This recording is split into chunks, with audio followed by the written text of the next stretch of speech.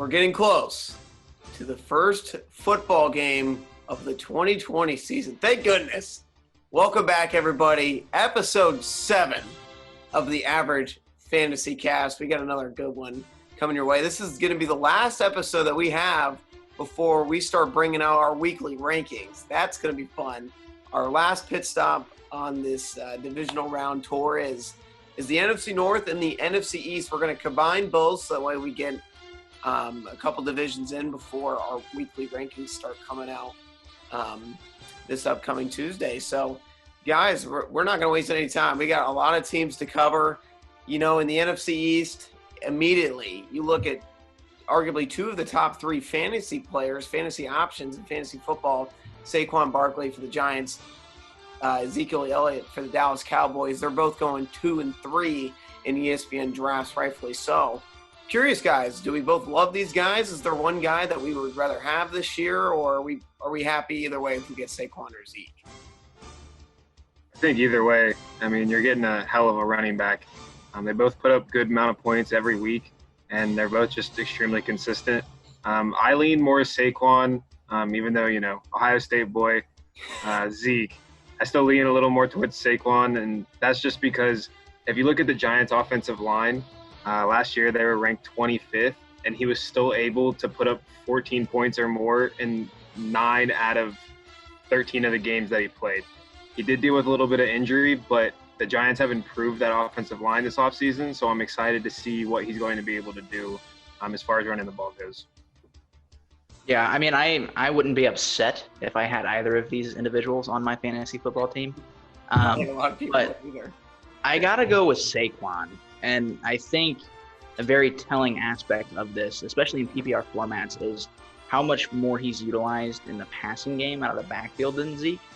Zeke played the entire season last year, and Saquon missed 3 games, but he still had only 2 less catches, 4 more catching touchdowns, and 20 more yards out of the backfield than Zeke did. And in PPR formats, those catches can really start to add up. And those touchdowns are just so nice to have added on in the back end. And on a team that has a second-year quarterback with an offensive line that might have improved, but he might need to throw it to the check down a lot. And anytime Saquon gets up on his hands, he could go 90 yards. So I think Zeke is definitely a great option to have as an RB1, but I definitely prefer Saquon, especially if he can play the entire season. Yeah, I think that's my only concern with Saquon. Now, granted, he's never really been injury prone, but I mean, the amount of wear and tear and force that he puts on his body is always a concern. But yeah, I think it's interesting. You guys have kind of touched on it. The Giants, I mean, this is a team that just can't stay healthy offensively. Sterling Shepard, Evan Ingram, Golden Tate, if they can get a full year of this whole offense, that really could help Saquon.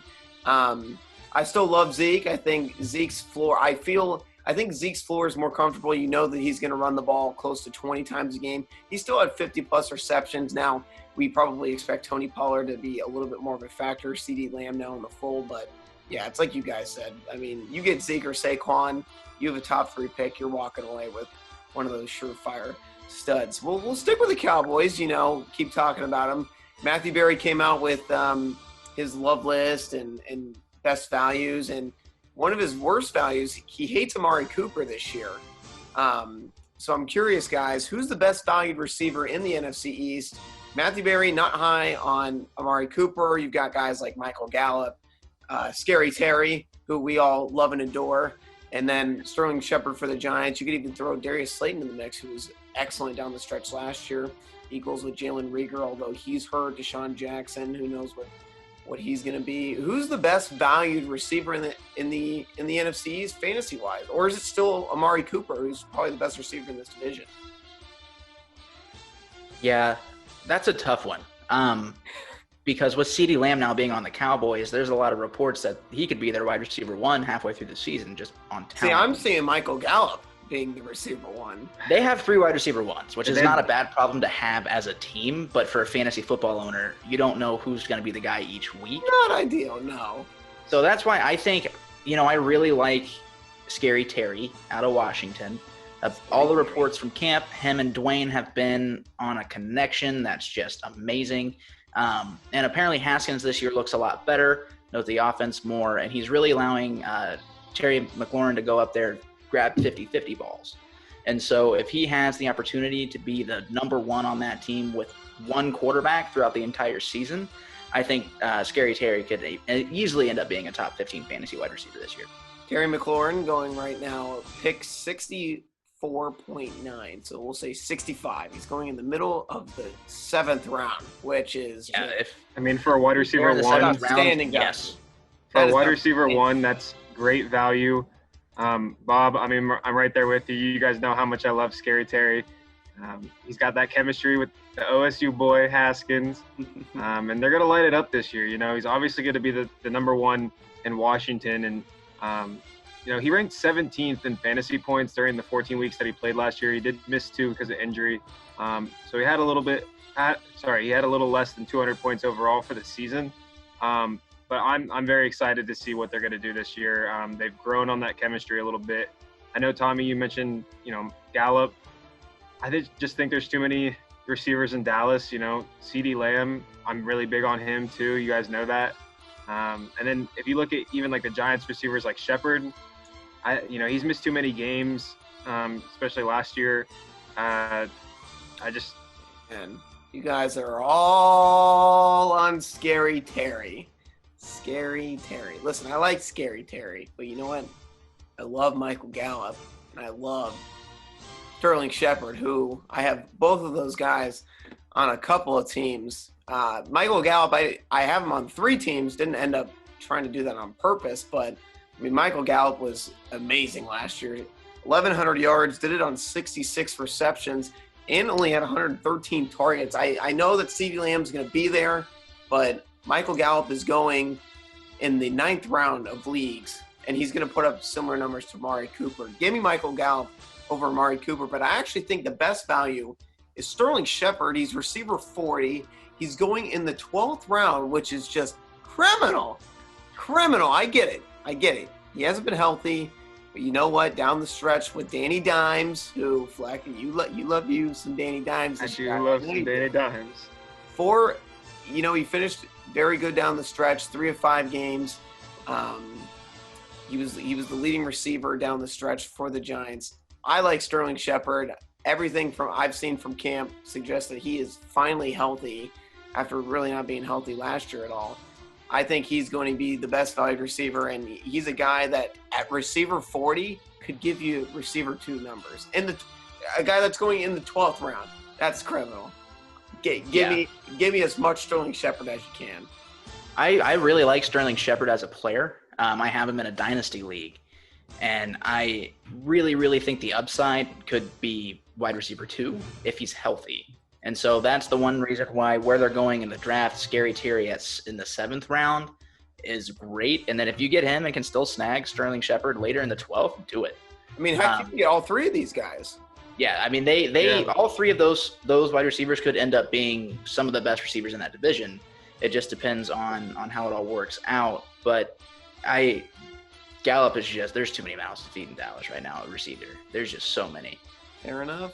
I honestly think the NFC East is going to be my favorite division to watch this year. I think I'm most excited to watch this division. Not a whole lot of defense is going to be playing this division. No, there's just a lot of players that I just enjoy watching play the game of football on all these teams. And, you got CeeDee Lamb, you got Zeke. Oh, we all know, Fleck. Terry, your love for CeeDee Lamb. Even Chase Young. With Washington, there's just a lot of guys in this division that are going to be awesome to watch play on Sunday. Bump up that Washington football team defense for all you fantasy players looking for a defense. Chase Young, baby. Gosh. Yeah, no, the NFC East, it's always a fun division. And another player who really broke out in this division last year was Miles Sanders, running back for the Eagles. He has just rised all summer long up draft boards. Originally, when I had a draft in May, I drafted him in the 3rd round. Now, it was a 2-quarterback league, so we had a couple quarterbacks go off the board. But I got Miles Sanders late in the 3rd in that league. But now Miles Sanders is being ranked as a consensus top 10 player. So if you want Miles Sanders, chances are you have to take him late 1st round, early 2nd round. guys, are we buying the hype of Miles Sanders being the man in Philly? Yes. Yeah, 100%. He is the perfect running back for Doug Peterson's system. Doug Peterson is from that Andy Reid coaching tree. They love running backs who are dual threats. They typically do a running back by committee type style of offense, but Miles Sanders can do it all. And last year he proved that when Jordan Howard went down with an injury. He had 818 rushing yards with 3 rushing touchdowns, 63 catches for 500 yards and 3 touchdowns. He was hurt a little bit during the season last year, but word is he's going to come into the season healthy on a team that has virtually 0 wide receiver help right now. And so I think they're going to do a lot of running the football, try to do a lot of bootlegs that involve Miles Sanders getting the ball from Carson Wentz. I definitely could see Miles Sanders having a top 10 fantasy football season. No, I mean, I agree. I think the stars are aligning. I am a little bit concerned by the injury. I know that the Eagles are pretty banged up as a team right now. Now that the Eagles just released that he's expected to be available. For me, that I don't know. I mean, granted, it's one game. If he were to miss the season opener, I think we'd all be surprised if he didn't play. But yeah, Miles Sanders stays healthy. I mean, this is a guy who caught 50 passes last year. And like you said, Bob, I mean, it was Jordan Howard for a lot of the first half of the year. I think Miles Sanders can have an awesome year. Personally, I'm not taking Miles Sanders over. I know that Josh Jacobs is going after him. I would much rather have Josh Jacobs before Miles Sanders. Aaron Jones is actually going after Miles Sanders. I know, Bob, you really like Aaron Jones still. And then you got Kenyon Drake, Austin Eckler going after. But, no, I think Miles Sanders, he definitely should be a top 10 fantasy running back this year without a doubt. Definitely. No objections, Fleck? You're No, I mean, I agree with you guys. He had a solid last 8 weeks of the season last year. I think the way he stood out most was just being a receiving back more so. He averaged 8.2 yards per target. And like you said, he had about 50 catches, 509 yards. Where did you get that stat? I got it from ESPN. But so he had 8.2 yards per target on a stat line of 50, 509, and 3. So just as a receiving back, not counting his carries on the ground, he had a pretty big impact on the game that way. So he's young, and I'm interested to see how much of the workload he's going to get this year. It should be interesting. Now, you've got a lot of talent at running back and receiver in this division. Quarterback, though, you can say after Dak Prescott, from a fantasy perspective, things don't get dicey, but it's definitely there's not star power than Dak. You've got Carson Wentz, who is currently going as QB12. You've got Danny Dimes, who Fleck is all in on. Matthew Berry is that's his ride or die for fantasy this year. So he is all in on Danny Dimes. And then you've got Dwayne Haskins going. Where's good old Dwayne Haskins getting drafted at right now? Is he getting drafted? Is he even getting – I don't even think he's getting drafted. Holy cow. Dwayne Haskins isn't even getting drafted. Oh, Dwayne Haskins is quarterback. This is disrespectful. Quarterback 38. Who's ranked higher, him or Mitch? I don't see Mitch Trubisky at all. They're already saying he's out of the league. Wow. So just for context, Colin Kaepernick, 29th. People have picked Colin Kaepernick in leagues. Nobody is drafting Dwayne Haskins. Jameis Winston, Eli Manning.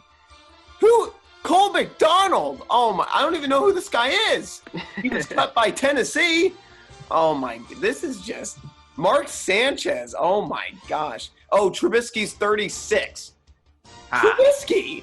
Oh man, that's disrespectful to Dwayne Haskins. I'm sorry, but anyways, gentlemen, if we're targeting a quarterback after Dak, who do we like? Man, 39. That's bad. For probably where you can get them in the draft, I don't know if I'd want to draft them as your number one quarterback option. But in the last few rounds, if you need a backup quarterback who has potential to be a QB1, I'm going with Danny Dimes. I really like what he did last year. He had 24 touchdowns, 12 picks, 2 rushing touchdowns, and he had quite a few fumbles. But those are things you can work on as a second-year quarterback coming into a system, knowing you're going to be the starter the whole time. And if he can have his weapons stay healthy with Saquon, Evan Ingram, Golden Tate, and Sterling Shepard, he has more talent around him on offense than Carson Wentz and Dwayne Haskins both. And so as long as he doesn't turn the ball over a bunch, I could see him easily throwing for almost 4,000 yards, bumping up to 27 to 30 touchdowns and limiting those turnovers. I could see Daniel Jones having a very good season, especially in the second half of the year. Danny Dimes did all that on a 62% completion rate last year. So the efficiency wasn't necessarily there, but I mean, as a rookie, that's more than expected. So I'm very excited to see what Danny Dimes does this upcoming year, and if you can get him late in the draft, definitely someone you might want to just keep on your bench and see what he can do later on in the season. But one guy that I'm actually kind of big on this year too, Carson Wentz. I think he could be a solid quarterback one option if he can stay healthy. His wide receiver room was filled with injuries last year, and they were not able to catch the ball very much. Wentz dealt with about 24 drops, which was third most in the league, but he still finished as a top 10 fantasy quarterback. So I think he's gonna have a good year if the receivers could stay healthy. And so far, that's not happening. Yeah. Well, there's something in the water there in Philadelphia, man. I guess so. Healthy. There's 3 players in fantasy that will not be on my team at all this year. First one, Amari Cooper. Don't want anything to do with him. He's going way too high. No, thank you. Le'Veon Bell, want absolutely nothing to do with him. Third guy is Carson Wentz. I want absolutely nothing to do with Carson Wentz on my fantasy football team. I think he is overrated. I think the Eagles' passing game is going to be I think Miles Sanders and Zach Ertz are going to be your 2 guys that you want to play. When Jalen Reagor comes back, I think he might be of some value, but other than that, I don't want anything to do with Carson Wentz. There are so many better options after Carson Wentz that I'd rather have. Give me Danny Dimes. Danny Dimes and the Giants, if they can stay healthy, I think that offense is going to be a lot of fun. But no, I want absolutely nothing to do with Carson Wentz this year. I'm sorry. No, thank you. We're going to go straight into the NFC North now. We're going to stick with quarterbacks. I know that Bob just loves this guy. Aaron Rodgers. Comes back for how many times does that man just come from the dead to just beat the Bears? He left that, 2-3 Sunday nights ago on the home opener, gets hurt, comes back, brings them back, beats the Bears. Yeah, that was Khalil Mack's first game.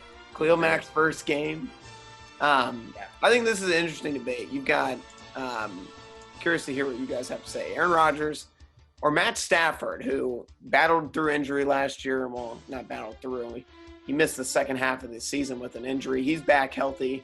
Would you guys rather have Aaron Rodgers, who's going 10th, he's being drafted as a QB1, or is Matthew Stafford the more attractive pick going at 13? QB 13. So I'm gonna kind of peel back on our first episode where I said Rodgers is gonna have a bad year, and I'm gonna go with Rodgers here. Wow. It's tough for me to admit this, but there are a few reasons why I like Rodgers now that the offseason's kind of progressed into camp and some things have happened. You're just talking yourself into Aaron Jones because you have him on. So anytime Rodgers has been left out of the top 10 in the NFL top 100, the following season he has led the league in passing. Wait, he got left out of the top 10 in the NFL top 100 this year. Oh, of the top 10. Yes. Oh, where was he at? Do you know? I think he was like 12 or 13, something like that. So the following year, not being in the top 10, he's led the league in passing, right? The Packers just drafted Love, his replacement for when he's too old, and he still has like 3 years left on his contract. He's not very happy. And then also reports from camp, he's been completing 40 to 50-yard bombs like it's nothing over that defense, and he's come out to say that he's been studying 2010 film from when he won MVP. So I think a pissed-off Aaron Rodgers is going to have another top 5 fantasy season, And if you look at every season he's played, every game, he's only had 2 in his career where he's been out of the top 5. So give me Rodgers over Stafford. I still think Stafford has great upside if he can stay healthy with the receivers he has on that team. He had a great first half of the season before injury. But pissed off Aaron Rodgers literally scares me. It does not make me feel good as a Bears fan. I hear you. You got to play him I think for the Bears, twice a season. does not bode well. But give me Matthew Stafford at QB 13. My concern with Rodgers is the fact that they just, outside of Devontae Adams and Aaron Jones, unless a couple of these young receivers step up, I just don't like his options. And I love Matthew Stafford's options. Matthew Stafford has Kenny Golladay, who is a stud, Marvin Jones, who is an excellent compliment, TJ Hawkinson, who I know Bob loves, and I think this is a guy that's going to step up, and if he can stay healthy, he's going to be awesome. They add DeAndre Swift. Hopefully Kerryon Johnson stays healthy. They've got so many weapons. Matthew Stafford at QB 13. If you really want to wait for a quarterback, even in a 12-team league, you want to wait and get Matt Stafford. I love Matt Stafford. Give me Matt Stafford over Aaron Rodgers. Love Aaron Rodgers, but for fantasy this year, give me Matt Stafford. Yeah, I mean, I definitely see both of your guys' points. Well, of course you do. I mean, I personally, I don't have a decision between the two of them. I think they're both going to have outstanding years. Bob's right when he says, Rodgers is going to be playing pissed off. He wants to prove to people that he still is an elite fantasy quarterback. Just an elite quarterback in general. And Stafford, I mean, after missing half the season last year, he's going to want to prove himself again too. So I could definitely see it going either way, but both of them are going to be solid, I think, quarterback ones for fantasy this year. All right, we'll stick with the Packers. Not a ton of fantasy options there in Green Bay outside of you have obviously Aaron Rodgers, and then you have the 2 superstars. You have Devontae Adams, who's currently going at receiver 3, and then you have Aaron Jones, who's going at running back 11. Do we feel good about these guys again? Aaron Jones coming off the absolute monster season. Finally, Aaron Jones was a free man last year.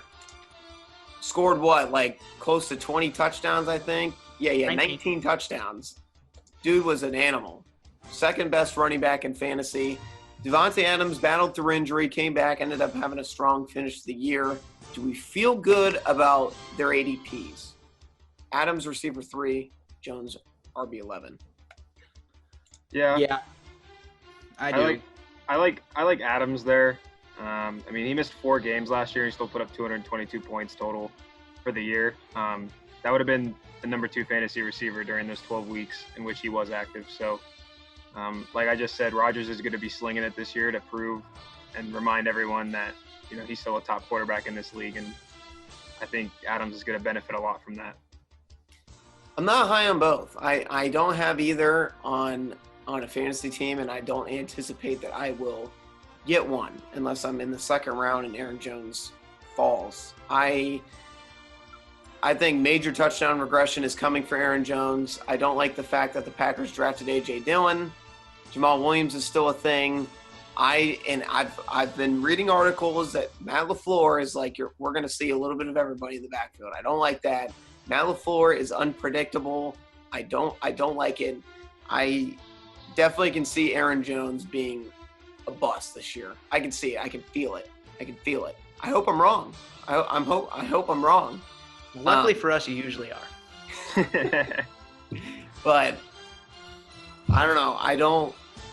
Now granted, I mean, guys like Joe Mixon, Eckler, and Chris Carson are going behind Aaron Jones. Now I'm probably taking Aaron Jones over Chris Carson, but I would much rather have Joe Mixon or Austin Eckler or PPR than Aaron Jones right now. I don't know.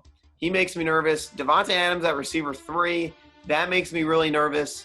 He's going ahead of Tyreek Hill, Julio Jones, and both Chris Godwin and Mike Evans. I'm taking all 4 of those receivers before I'm taking Devontae Adams. Give me those guys before I'm taking Devontae. I'm not high on the Packers. No, thank you. I disagree, Tommy. I definitely agree with Aaron Jones not having 19 scores this coming year. Oh, well, yeah. But I could still see him having anywhere from 10 to 13 touchdowns. But where Aaron Jones is going to make up for that and he's going to be more involved in the passing game. He's going to have more than 49 catches this coming year. And also, I think he'll have more than only 1,084 rushing yards. And so the Matt LaFleur offense, they still like to run the football, and what they're going to do is try to open up deep shots to Davante Adams, the only real wide receiver they have, proven wide receiver they have on the team. And in 2018, when Davante Adams was healthy, when he was still pretty much the only target on that offense, he was the wide receiver 2 in PPR formats. Beating Tyreek Hill, beating Keenan Allen, beating a lot of these guys who typically in PPR formats are very good. So if Davante Adams can stay healthy, if we're all saying Aaron Rodgers is going to ball out, why wouldn't you draft him at wide receiver 3? I think Michael Thomas is better because he's going to have all the PPR points. And then, honestly, it's hit or miss if Davante Adams could be the wide receiver 2 again. And so when there's only one person on each team who is a stud at that position, Davante Adams being the only wide receiver 1, Aaron Jones being the only consistently good running back option based on last year, I have to assume they're going to eat again. There's no reason why Matt LaFleur as a head coach would look at that and say, I don't want to use them. That's like saying Christian McCaffrey after his sophomore year was not going to have a good third year, and then he scored 440 fantasy points. So I understand where you're coming from. The touchdown regression will probably be there, but the only thing they're going to do is build off of the positives from last year. It would be idiotic to not do it. I don't know. I just got one of those weird feelings. I've just seen this. It'd be like the Browns deciding not to use Nick Chubb. It's fair. I don't know. I just personally, I won't be drafted. I personally don't like either of them this year where they're going. I'm not touching them, but I could be wrong, and I probably will be wrong about the Packers because I do think Aaron Rodgers probably still has a solid year, but we'll see. Another running back, though, that is the talk of fantasy right now outside of Alvin Kamara, it's Dalvin Cook. He doesn't have that new contract, gentlemen. And let me tell you, money talks, speaks, loud, dollar signs. And Dalvin Cook is getting ready to finish off his rookie deal. And he's doing it without a long extension. Are we concerned that he is going to potentially start the season without a new deal? He is currently going as RB4. Now, since the Alvin Kamara news came out, Alvin Kamara has dropped. His average pick has dropped by 0.2. Not big. And Dalvin Cook has actually gone up. Say you're pick 4, McCaffrey, Barkley, Elliott off the board. Are you taking Dalvin Cook or are you taking somebody else? I'm not taking Dalvin Cook, and if we could redraft, I would. Last year, Dalvin Cook, paired with CMC, was fantastic. Loved having them. We get it. Yeah. It was great. The 1-2 combo, fantastic. Whatever. Last year's last year, though. Cook has missed 19 games because of injury in the past 3 seasons. I'm just too concerned with that and the fact that they haven't paid him this money yet, that I think he does deserve to a point. I'm going to honestly try to trade him and get rid of him before the season starts. I'm not big on him anymore. I wish I would have done a little more research and looked at the stats a little more and not just relied on how I felt about him last year. Draft him, but if I'm number 4, and Zeke, Saquon, and CMC are off the board 1, 2, 3, I'm taking Derrick Henry there. I think that's a solid guy to have on your team. He's gonna get a lot of carries, gonna get a lot of points, and I would stay away from Dalvin Cook. At number 4, I mean, Derrick Henry's a good substitute if you really don't like Dalvin Cook. But there are no reports he's going to hold out. And he's as healthy as he's ever been. And yeah, he missed the last 2 games of the season last year, and that's not ideal. But if you get a guy like Dalvin Cook, who has injury history, all you have to do is get the handcuff. Get Madison later in the draft. And, and running backs in the NFL will just plug and play. On a lot of teams, it's more scheme and if they can just find the hole. And so on a team like Minnesota that loves to run the football to open up downfield play actions for Kirk Cousins, who's a terrible quarterback who should be paid $86 million. Anyway, I like Dalvin Cook. I die. right? He's going to die when he plays that Bears defensive line. So Dalvin Cook at the 4 spot's not bad, especially in PPR formats when he has 53 catches for 520 yards on top of 1,135 rushing yards and 13 scores. And so in a year when he's going to want to get paid after this season and not just get franchise tagged, he's going to do whatever he can to get those numbers up. And I think that at the 4 spot, as long as you can get Madison later on, and then your second pick in the draft still get another running back that's going to be there, I have no issue with drafting Dalvin Cook. I don't want Dalvin Cook on my teams. I just add pick. The first round, fantasy football, it's all about minimizing the risk. And the holdout thing, I'm sure he's going to show up week 1 and play because he wants to get that contract. But he gets hurt every single season. And why would to me, Derrick Henry, there are so many reports that he has been working on his pass catching all offseason. He was the number 3 fantasy football running back last year. Why would you not just take him? Or take Alvin Kamara, who, yes, I know that Alvin Kamara, the whole thing of him getting traded, that was ridiculous. Alvin Kamara is... I took Kamara at 6 in a league the other day because of that. Exactly. Very happy. Exactly. No, give me Henry, give me Kamara before I'm taking Dalvin Cook. I know that Kamara was injured last year. He played through it and squeaked out a top 10 fantasy year. I think Kamara is going to have a huge year. I think Derrick Henry has a chance to be an absolute just tank again. So the holdout doesn't scare me. It's the injury history with Dalvin. It's knowing, I got to spend a pick on Alexander Madison. And he's a very attractive handcuff to get. I drafted Madison and then traded him to the guy who owns Dalvin and turned that into, I moved some other pieces and ended up getting a couple better pieces out of it. So, but. But I feel like if you get Kamara, you still need to get the handcuff in Latavius Murray. No, especially after what happened last year. Latavius Murray, when he played for Kamara at the starting role, he had 2 30-point games. So, I think anytime you draft a running back, there's always the risk of injury. Every time. Right. Especially if they're a solid RB1 on a team that loves to run the football because they get hit anytime they touch the ball. I just know that Dalvin is just guaranteed to get hurt. I think Kamara's injuries last year, he was beat up. But last year he only missed 1 game from true injury because the Vikings sat all their starters in Week 17 against the Bears. And they barely squeaked out a win to go 8-8. And so, it's one of those things where if he misses 1 game, it's the end of the season and you don't want that. But most fantasy football seasons are over before Week 16. And so it depends on how your playoff formats are. If you're in a 10 or 12-man league, how many rounds of the playoffs you have. That's something that you need to look into before your draft to understand if you'd want to take that risk for Dalvin Cook. And so at 4, I have no issue. Like you said, Kamara, it just depends on what's happening. I was very happy to get him at 6.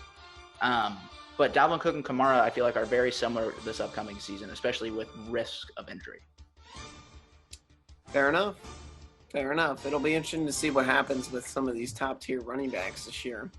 We got a couple more. I lied. This is a guy that Bob loves very much this upcoming year on his Chicago Bears. He loves a couple Bears. David Montgomery, though, might top that list in terms of value and where he's going. But, fortunately, he did suffer an injury in camp. He's going to be out 2 to 4 weeks. You're saying that he has a chance to be back for Week 1. Curious, guys. We can talk about it in terms of dynasty, in terms of redraft leagues for this season. You've got DeAndre Swift now in the fold in Detroit. Who also got hurt. Who also is. They're almost identical, if you think about it. They're both. And that's kind of what we did with that trade, Bob. Yeah, you guys traded in our 4-team just explosive league. You guys swapped DeAndre Swift and David Montgomery. But I'll ask you guys, DeAndre Swift or David Montgomery? And right now, DeAndre Swift is going at running back 23. He's going at the top of the 8th round. David Montgomery, RB 30. He's going pick 79. So Swift is average 71. Montgomery 8 picks later, running back 30. Who do we like? I think it's kind of you know, they're very similar. Bob is wide-eyed. Like, there is an obvious answer.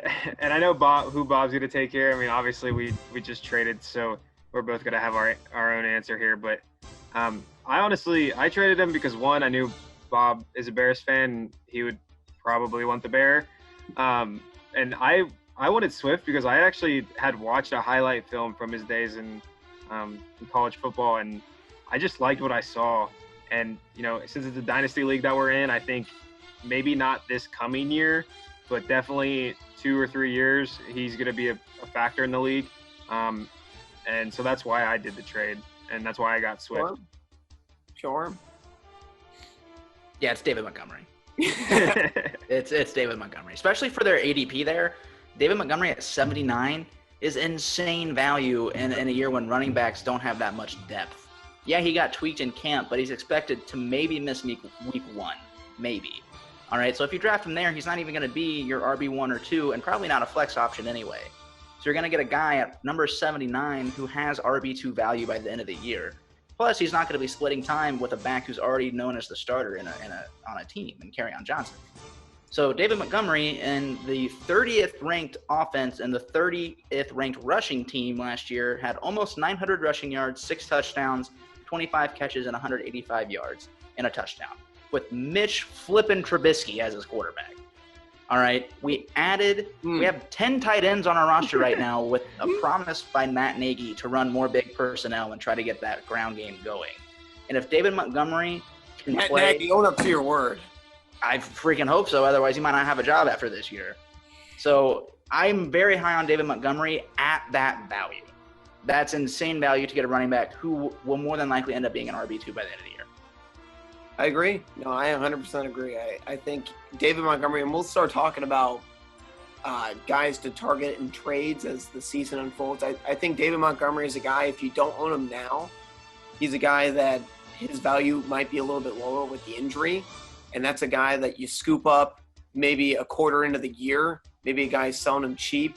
He gets off to a slow start because, like you said, Bob, I think down the stretch, once he gets his foot going, he gets healthy, I think he's going to be awesome. So I think he's a guy that if you're still drafting, absolutely get him. That is ridiculous. He's going to be a starting running back on an NFL team. He's RB30. That's ridiculous.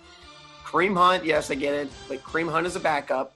He's a flex play. Leonard Fournette is still going ahead of David Montgomery now. I know that he just got cut, and that's probably going to change, but Ronald Jones is going ahead of David Montgomery. Cam Akers is going ahead of David Montgomery. I do like Cam Akers, but we don't know what that Rams backfield is going to be. Swift going ahead of David Montgomery to me is ridiculous. Devin Singletary, Jonathan Taylor, I like these guys, but come on. David Montgomery has a chance to be the factor back in that offense when he gets healthy. So give me David Montgomery. Now, in a dynasty, give me Swift. I think he could be interesting, but in redraft leagues, David Montgomery. Just even in dynasty leagues, David Montgomery's going into his second year. Yeah, it's not like he's old. Good value as well. He's good value as well. Absolutely. Well, before we wrap it up for E7, this is going to be a fun debate. We've had a lot of good receiver debates throughout this past 6-7 weeks. Kenny Golladay versus Allen Robinson. These are two really, really good receivers. Actually, not really good. They're great receivers. Both had great fantasy seasons last year. I was not high on Allen Robinson last year, and he turned in a top 10 fantasy receiver season somehow with Mitch flippin' Trubisky as his quarterback. I mean, just remarkable. He was receiver 8. He did the same thing with Blake Bortles. It's amazing. And then Kenny Golladay was right behind him. He was receiver 9. It's interesting, though, in drafts, Kenny Golladay is going as receiver 8. And then Allen Robinson, receiver 14. Who are you taking? Kenny Golladay at the end of the 3rd round or Allen Robinson at the end of the 4th? If you're looking at value for their ADP, it's definitely Robinson. Is that it? Yeah, that's all I gotta say there. I like both of them. I like both of them, but if you're looking at value for where they're going in the draft, Robinson's the better value there. Yeah, I think for the value, I like Robinson in a season where there is a lot of depth at the wide receiver position. Kenny Galladay is very attractive if Matthew Stafford can stay healthy the whole season, but he hasn't done that for the past 2 years. And so for Allen Robinson to be wide receiver 8 in PPR formats with Mitch flippin' Trubisky, who threw 17 total touchdowns last year, 7 of those were to Allen Robinson. I think that's a testament to just how good he really is. And according to NFL Network, he has the #1 easiest fantasy receiver schedule this year. And so for where you're going to get him in the end of the 4th round, probably as your wide receiver 2 on that roster, that's really, really good value for somebody who potentially could have wide receiver 1 upside if Nick Foles is our starter. No, I'm with you. I mean, I just drafted him in our league. I'd picked 10, and I was debating between him and Juju, and and again, I didn't go off based off fantasy schedule, but purely just because I think Allen Robinson is one of the most underrated receivers in football. Because I mean, you guys have mentioned what he has done. I mean, he's going.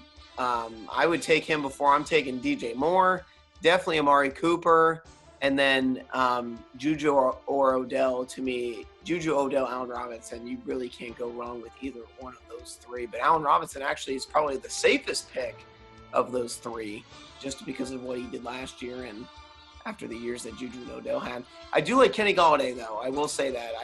Even though he's going a little bit higher, I mean, we all agree he's going to be a superstar. I think what can really take him to the next level is if he can just bump up his receptions. I mean, he only had 65 last year.